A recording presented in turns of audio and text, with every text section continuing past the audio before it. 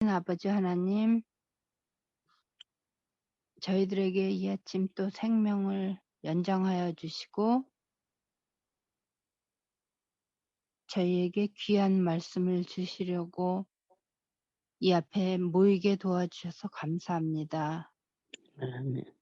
정말 주님께서 죄 많은 저희들을, 죄로 끊어진 저희들을 영원히 살리셔서 고통과 아픔이 없고 이별이 없고 사별이 없는 그 나라로 데려가시기 위하여 정말 엄숙한 십자가를 지시기 전에 그 장면에서 사단과의 대쟁투에서 승리하시는 모습을 배울 때에 저희들 정말 요한복음에 있었던 기록된 그 제자들, 베드로처럼 또 오늘 저희들 예수님을 부인하는 일이 없도록 이 말씀을 배우면서 다시 한번 저희들 마음의 결심을 할 수 있도록 도와주시옵소서.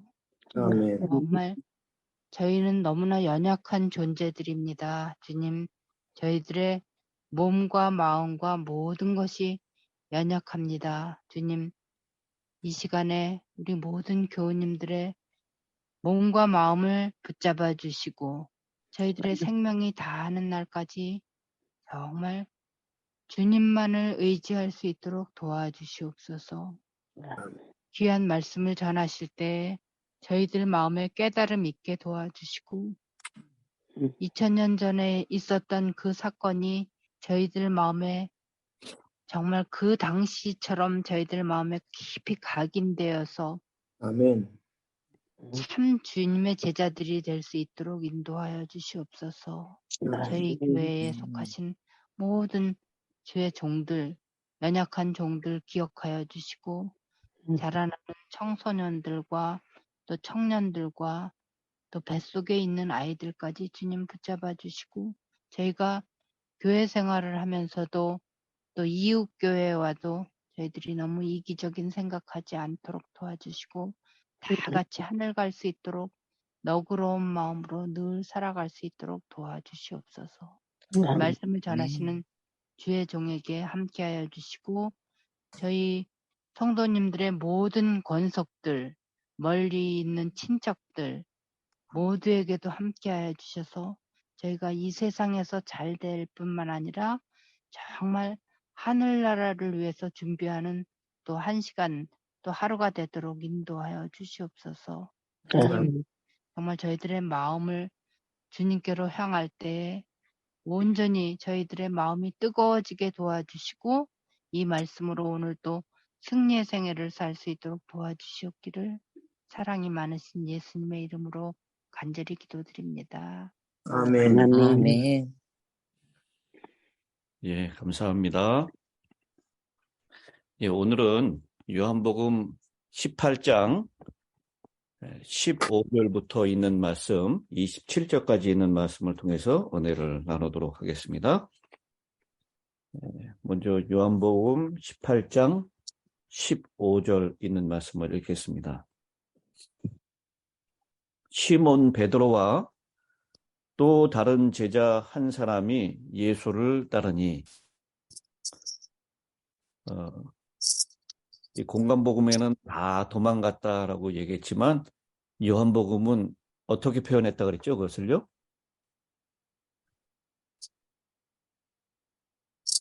예수님께서 이 제자들을 가는 것을 용납하라라고 그렇게 표현했다 그랬습니다. 그래서 나머지 제자들은 두려워서 다 도망을 갔고 요한과 베드로, 요한복음을 기록한 이 요한은 자기를 표현할 때 자신의 이름을 얘기하지 않습니다. 그냥 또 다른 제자 한 사람이라고 표현하고 있어요. 근데 우리는 그것을 요한이라고 알고 있습니다. 시대의 소망에서도 그 예수님을 따라갔던 두 제자는 베드로와 요한이었다라고 분명히 말씀을 하고 있습니다. 근데 이 제자는 대제사장과 아는 사람이라 예수와 함께 대제사장의 집들에 들어가고 라고 했습니다. 그러니까 이 요한이 이 대제사장과 아는 사람이다라고 이 표현하는 걸 통해서 이 언학자들은 이 요한도 제사장 계층에 있는 사람이었다라고 얘기를 하지만 그건 지나친 억측인 것 같습니다. 예수님의 제자들 가운데 사람들에게 가장 잘 알려진 대표적인 인물이 요한이었던 것 같아요. 그리고 안다라고 하는 것은 아주 친밀한 관계가 아닐 수도 있습니다. 그저 예수를 아는 것, 그리고 예수 제일 가까이에서 늘 동행했었던 요한을 아는 것, 이 정도로 우리가 이해하면 좋을 것 같습니다. 그리고 베드로는 문 밖에 서 있는지라. 왜냐하면 이 대제사장 안나스의 집에 가는데 거기에 이렇게 아무나 들어갈 수는 없었겠죠. 그래서 요한이 얘기해서 베드로도 함께 데리고 들어갑니다. 근데 여기 문을 지키는 이 여자, 문 지키는 여종이 베드로에게 말하되 너도 이 사람의 제자 중 하나가 아니냐 하니 그가 말하되 나는 아니라 하고 베드로의 첫 번째 부인입니다. 이 요한은요, 이 안나스가 신문하는 자리까지 그리고 예수님하고 아주 가까이 따랐던 것 같아요. 그런데 베드로는 반면에 예수님의 제자가 아닌 척 좀 멀찍이 따랐습니다. 이 가까이 따랐던 이 요한은 예수님의 제자다라고 하는 것이 만인들에게 다 이미 공개가 됐습니다. 근데 베드로는 그렇지 않은 척 예수님을 따라가고 있는 것입니다. 여러분, 예수님의 제자라고 얘기하고 누구도 다 그렇게 인정하면서 따라가는 요한과 아닌 척하면서 멀찍이 따라가는 베드로, 누구에게 더 시험이 올까요? 멀리 따라가지. 멀리 따라가는 베드로에게 시험이 더 왔습니다. 이 시대의 소망은 그 장면을 이렇게 묘사하고 있습니다. 베드로는 그의 진정한 신분을 나타내려고 하지 않았다. 무관심한 태도를 가장함으로 그는 자신을 원수의 편에 두었으며 쉽게 원수의 밥이 되었다. 만일 그가 자기 주님을 위하여 싸우도록 부르심을 받았더라면 그는 용감한 군인이 되었을 것이나 조롱의 손가락이 그를 지적했을 때에 그는 자신이 겁쟁이라는 것을 나타내고 말았다. 저희 주님을 위한 적극적인 투쟁을 겁내지 않는 많은 사람들이 조롱을 받게 될 때에는 그들의 신앙을 버리게 된다. 다시 읽어드립니다. 저희 주님을 위한 적극적인 투쟁을 겁내지 않는 많은 사람들이 조롱을 받게 될 때에는 그들의 신앙을 버리게 된다. 마땅히 피해야 할 자들과 사귐으로 그들은 유혹의 길에 저희 자신들을 방치해 둔다. 그들은 저희를 유혹하도록 원수를 초청해드리고 다른 환경 아래 있었더라면 그들이 결코 죄를 짓지 않았을 것이라고 말하며 행한다. 오늘날 고통과 비난이 무서워서 자기의 신앙을 숨기는 그리스도의 제자는 재판정에서 베드로가 행한 것처럼 실제로 자기의 주님을 부인하는 자들이다.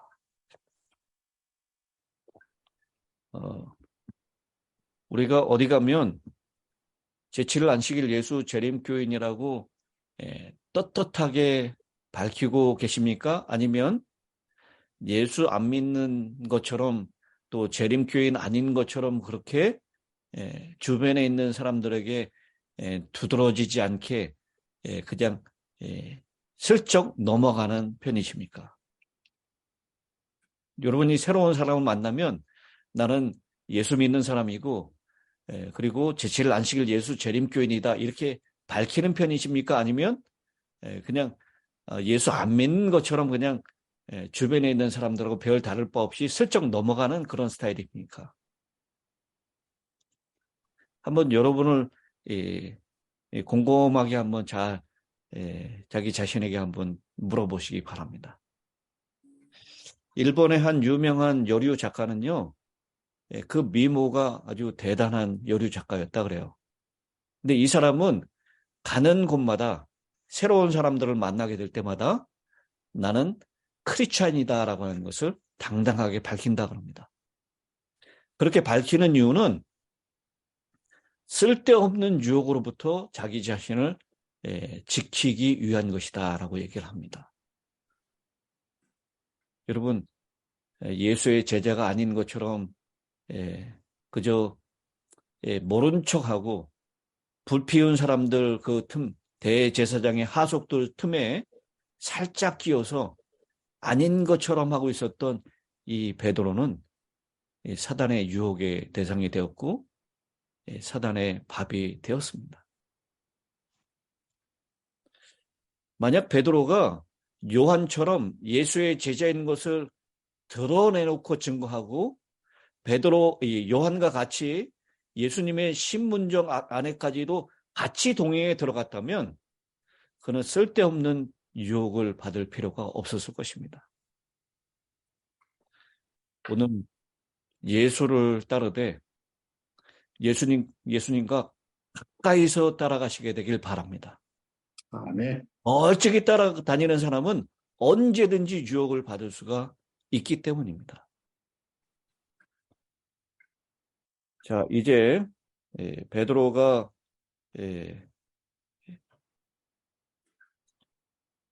18절에 그때가 추운 고로 이때가 아마 새벽 한 3, 4시 정도 됐을 때였을 겁니다. 겟세마네 동산에서 잡히시고 한두 시 정도에 잡히시고 그 다음에 가야바에게 나아가서 안나스에게 나아가서 신문을 받죠. 그 신문 받는 내용을 19절에 표현을 합니다. 그때가 추웠기 때문에 바깥들에 있었던 사람들은 불을 피우고 있었고 베드로는 천연덕스럽게 거기 마치 예수와 상관이 없는 사람처럼 사람들과 함께 서서 그 불을 쬐고 있었을 때입니다. 그리고 안에서는 이 대제사장이 예수에게 그의 제자들과 그의 교훈에 대하여 물으니 이 안나스를 표현하기를 대제사장이라고 표현하고 있습니다. 예수님 잡히시던 해의 대제사장은 누구였다고요? 가야바였습니다. 근데 여기도 왜 이 안나스를 대제사장으로 표현하고 있냐면 우리가 은퇴하신 목사님들도 역시 목사라고 부르는 그거와 똑같은 것입니다. 제가 어제 설명드렸듯이 대제사장은 종신직이었지만 로마 치하에 있었기 때문에 대제사장을 바꿨습니다. 근데 전직 대제사장들도 대제사장이라고 그렇게 표현을 하는 것입니다. 그래서 18장 3절에서도요. 유다가 군대와 대제사장들과라고 대제사장을 복수로 표현하고 있는 것을 우리가 보게 됩니다. 어제 말씀드린 대로 안나스는 참 교활하고 음흉하고 경험이 많은 사람이었어요. 그래서 가야바에게 보내기 전에 안나스에게 보내서 예수의 제목을 확실하게 확증지어야 했습니다. 주님께서 받으셨던 제목이요. 종교적인 이유에서의 제목이었어요. 산헤드린 의회에 끌려가가지고 참남하다라고 하는 제목. 이것은 산헤드린에 의해서 돌로 맞아서 죽을 수 있는 충분한 이유였습니다.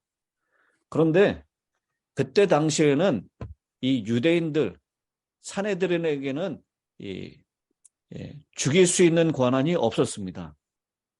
사람을 처형할 수 있는 권한은 누구에게만 있었어요? 당시에? 로마에게만 있었습니다. 그래서 이 로마의 법에 의해서 예수님이 죽을 죄가 있다라는 것을 증거해야 했습니다. 그 로마의 법에 해당되는 죽을 죄는 무엇이었냐면 선동죄와 반란죄였습니다. 그래서 이 안나스가 그의 제자들과 그의 교훈에 대하여 물었다라고 하는 것, 이 두 가지를 물었습니다.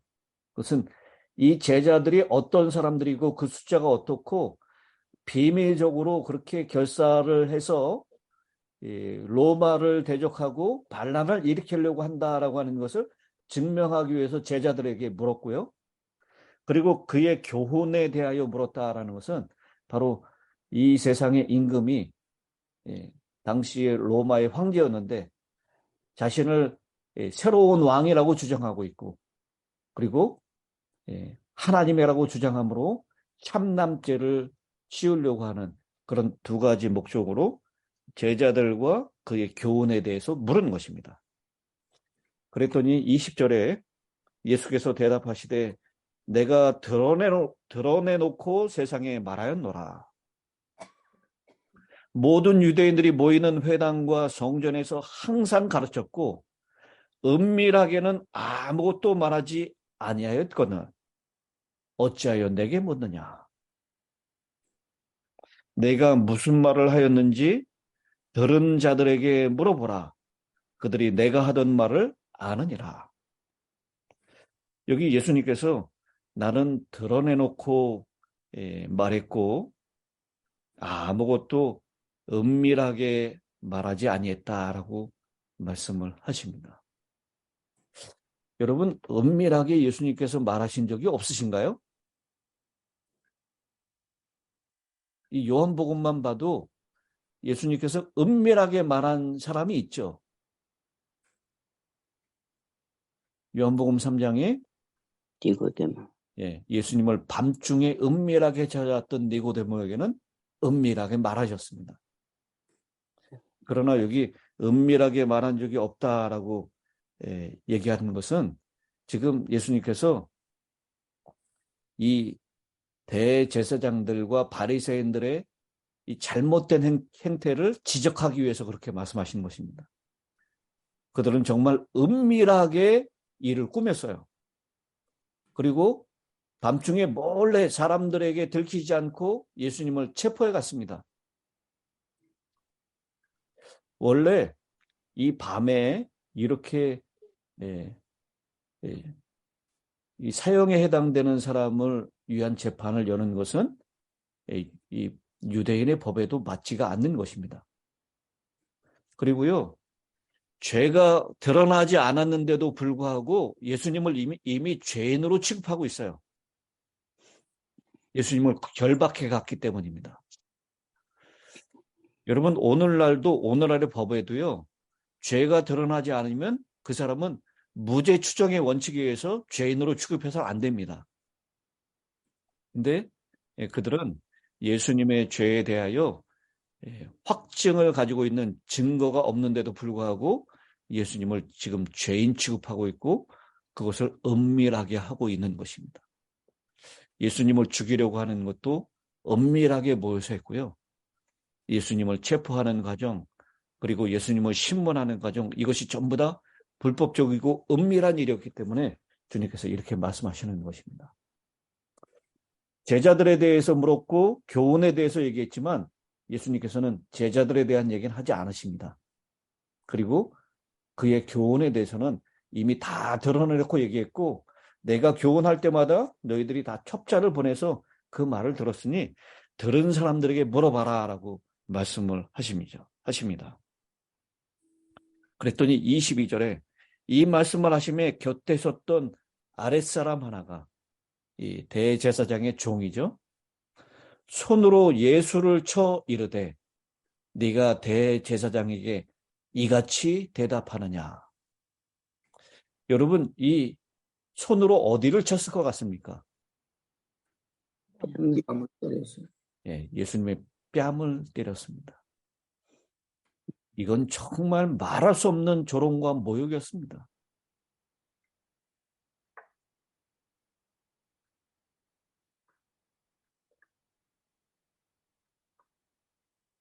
여러분, 우리가 높은 직분에 있는 사람에게 뺨을 맞아도 그건 굉장히 모욕적인 일이지 않습니까? 선배에게 맞아도, 선생님에게 맞아도 이건 굉장히 모욕적인 일이에요. 그런데 대제사장의 종이 남이 예수님의 뺨을 친 것입니다. 이렇게 되면 예수님께서 그분도 사람이기 때문에 감정이 좀 상할 수 있지 않겠습니까? 근데 예수님의 23절의 대답을 보십시오. 예수께서 대답하시되 내가 말을 잘못하였으면 그 잘못한 것을 증언하라.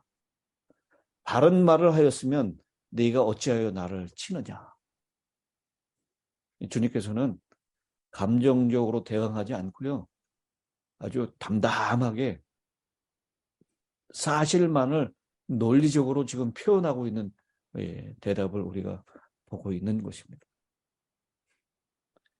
예수님이 감정이 격해져 가지고 책잡을 만한 언급을 하게 된다면 그것을 이용해서 예수님을 이제 넘기려고 했는데 예수님의 그 차분한 태도 그리고 논리 정연한 태도 가운데 말씀하시는 것을 보면서 24절에 안나스가 예수를 결박한 그대로 대제사장 가야바에게 보내니라.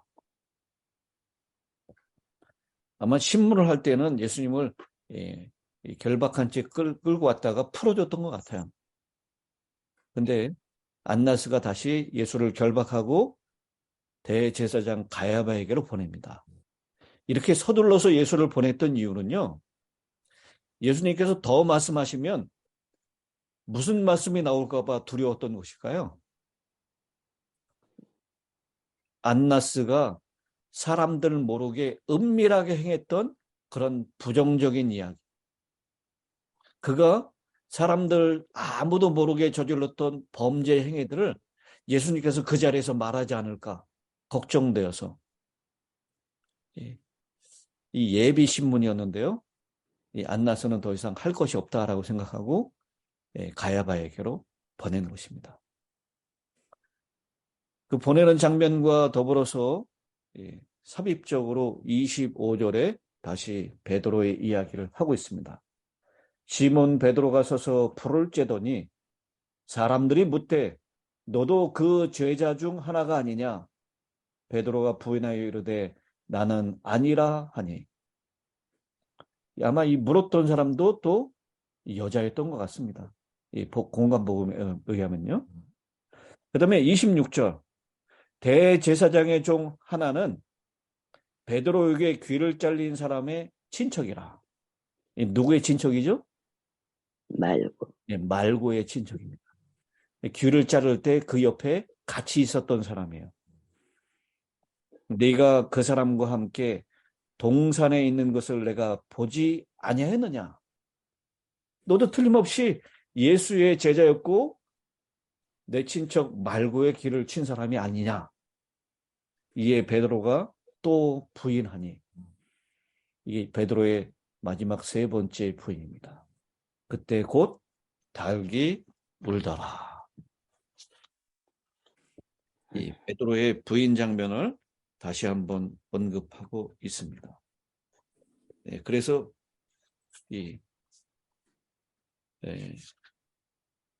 베드로의 이 장면을 통해서요, 우리는 예수님께서 닭 울기 전에 네가 3번 나를 부인하리라 라고 했던 그 말씀을 그 예언이 이제 몇 시간 후의 예언이었죠. 그 예언이 정확하게 이루어진 것을 우리가 확인하게 됩니다.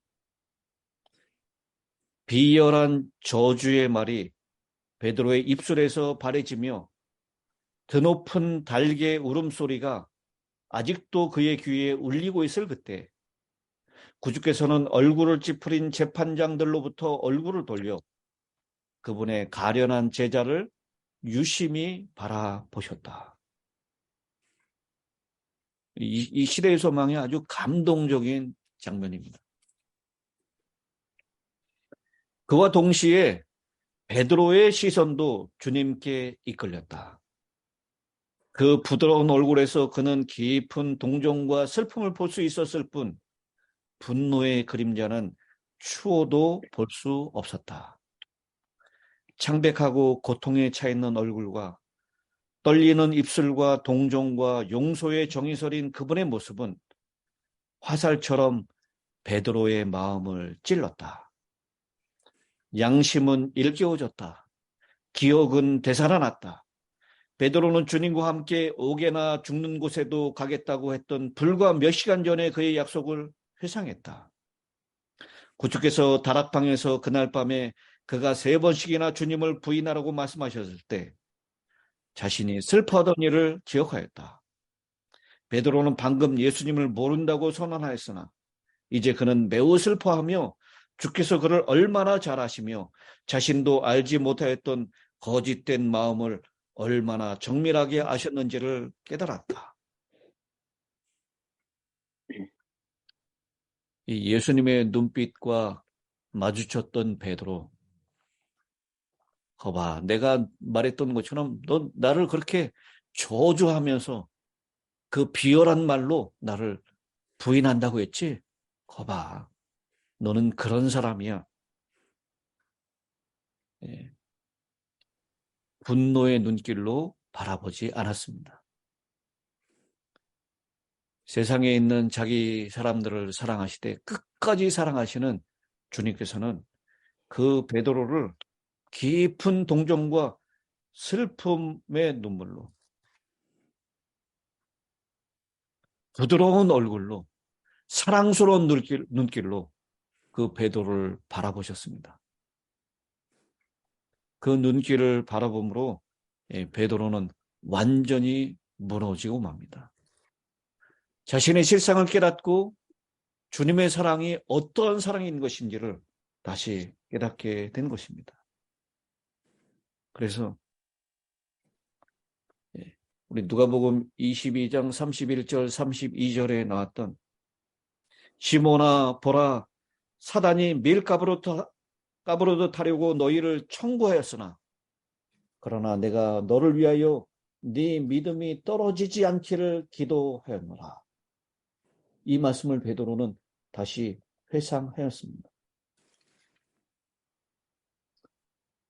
자기에 대한 심한 혐오감을 가지고 자기가 예수님의 은혜를 저버린 것과 자신의 거짓과 거짓된 맹세에 대하여 반성하였습니다.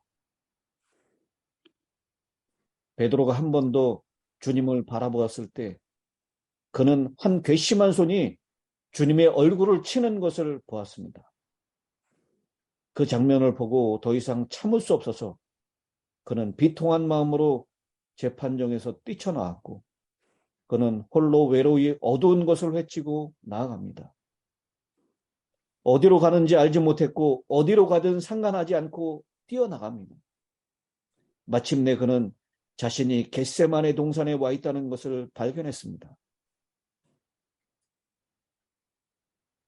그 겟세마네 동산에서 예수님께서 홀로 기도하시면서 눈물을 흘리시고 고민하시던 것을 기억합니다. 시험에 들지 않게 깨어 기도하라라고 말씀하셨던 그 예수님의 엄숙한 명령을 기억합니다. 다시 재판정에서 일어났었던 광경을 회상하면서 그가 구주의 굴욕과 슬픔에 가장 무거운 짐을 더했다는 사실을 알고 그의 애통하는 마음은 몹시 괴로웠습니다. 베드로는 바로 그 고통하시며 기도하셨던 바로 그곳에 와서 자신의 얼굴을 땅에 대고 죽기를 원했습니다.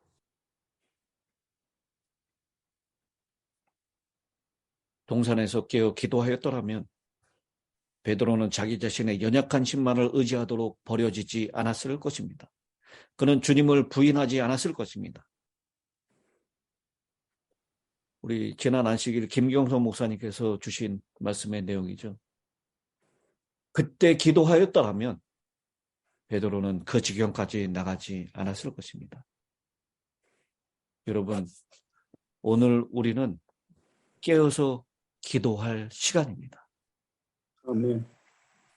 지금 기도하지 않는다면 우리는 결국 베드로처럼 사단에게 밀가부르듯 까부러지게 될 것입니다.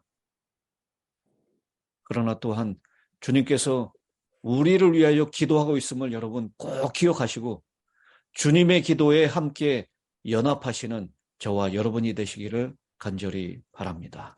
아멘. 이제 마지막 기도를 우리 이대찬 장로님께서 해 주시겠습니다. 장로님 마이크를 켜주시고요. 예, 됐습니다.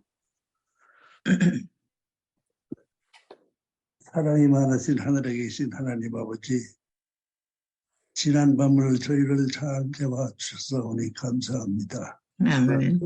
이른 아침에 저희가 일찍이 일어나 귀한 말씀을 듣게 도와주사오니 아무쪼록 저희 생애를 돌아볼 수 있게 도와주시옵시고 아멘. 저희 생애가 오락가락하는 생애가 되지 아니하며 끝까지 살아가시는 예수 그리스도를 생각하고 의지하고 그분의 명령만 따라 충실한 생애를 사는 저희가 되게 도와주시옵소서. 아멘. 저희에게 혹 잘못이 있어도 주님께서 용서하시고 주님께서 그것을 부담하시는 것을 저희가 압니다. 저희의 모든 또 작은 잘못이라도 다 주님께 맡겨 주님께서 부담하시는 것을 저희가 감사히 여기고 앞으로 저희가 더욱 주님께 의지하고 주님을 사랑하는 생애를 살며 완전히 주님 옆에서 주님을 위하여 저희의 생애를 바치는 생애가 되게 도와주시옵소서. 그 생애를 주님께서 인도해 주시옵기를 바라며 저희는 제7일 안식일 예수 재림 교인이라고 하는 자부심을 가지고 주님의 앞에 담대히 생활하는 참다운 성도들 되게 도와주시옵기를 비우며 예수 그리스도 이름으로 기도드리나이다. 아멘. 아멘. 아멘.